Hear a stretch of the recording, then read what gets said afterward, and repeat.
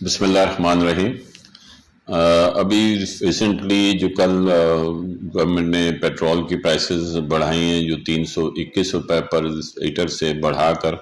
458 rupees پر letter کر دی ہیں۔ میں سمجھتا ہوں کہ یہ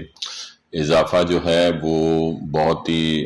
برا اثر ڈالے گا ہماری پاکستان کی اکنامی کے اوپر اور ہماری ایکسپورٹ کے اوپر، کیونکہ جو جنرلی اگر ہم یہ دیکھیں کہ پہلے جو تھی پرائس پری وار وہ 258 روپیز تھی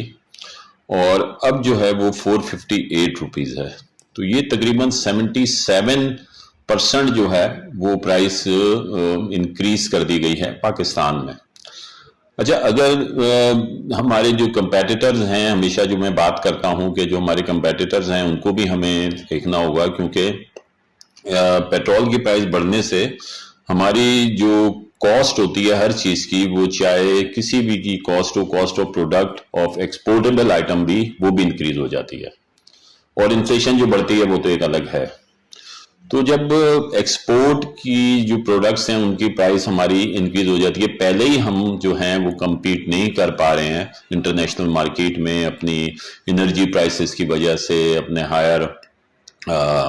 فائنینشیل کاسٹ کی وجہ سے، تو جب اگر ہم صرف ان کے ساتھ اگر ہم اپنی پرائس جو ہے وہ نہیں بڑھاتے اور ایک الگ سے ہم لوگ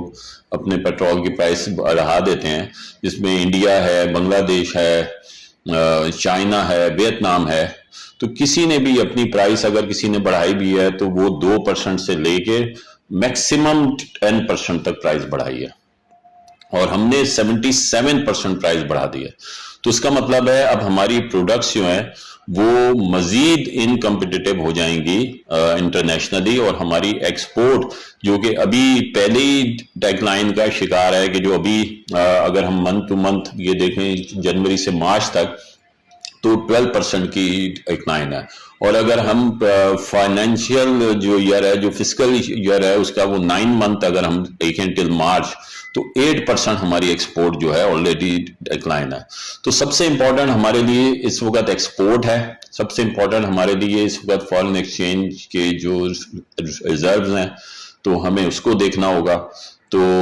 میں سمجھتا ہوں یہ فیصلہ فوری واپس لینا چاہیے اور اس کے اوپر غور کرنا چاہیے کہ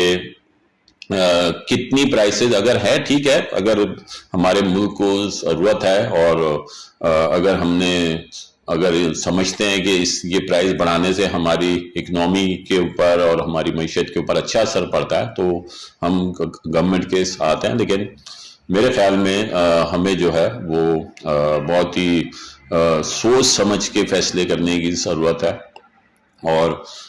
دوسری طرف جو ہے ہمیں اب جب پیٹرول پرائسز اتنی بڑھ گئی ہیں تو دوسری طرف ہمیں اب ایتھنول جو سبسٹیٹیوٹ فیول ہے اس کے اوپر بھی آنا چاہیے۔ ہمارے پاس بہت بڑی شوگر انڈسٹری ہے اور اس کا بائی پروڈکٹ ایتھنول ہے، تو ہمیں اس کو بھی جو ہے پروموٹ کرنا چاہیے، اور اس کے لیے بھی ہمیں وے آؤٹ نکالنا چاہیے کہ کیسے اب ہم اس کو استعمال کریں، اور گورنمنٹ کو